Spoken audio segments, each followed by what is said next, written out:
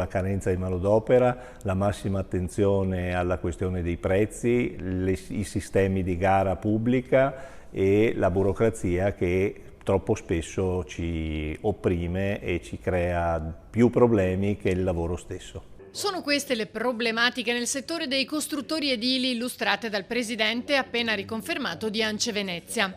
Vanno attirate giovani figure, continua, sia operai che ruoli di gestione dei cantieri. Da tempo gli italiani faticano ad avvicinarsi a questo tipo di attività, col risultato che la manodopera è ormai multietnica, continua. Per questo sono stati firmati dei protocolli d'intesa con la prefettura per cercare di formare persone.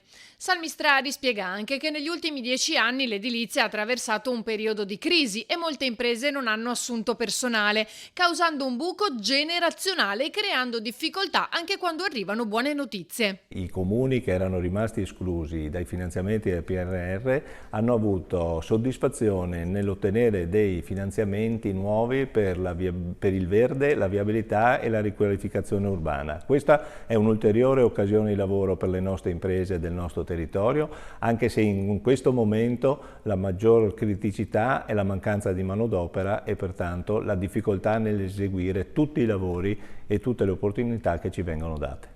L'obiettivo è quello di mettere in campo un processo aggregativo, creando al suo interno una sezione autonoma, ANCE Veneto Est, insieme alle province di Padova, Treviso e Rovigo, per ottenere più peso politico senza mai perdere l'ancoraggio alle singole realtà e specificità del territorio.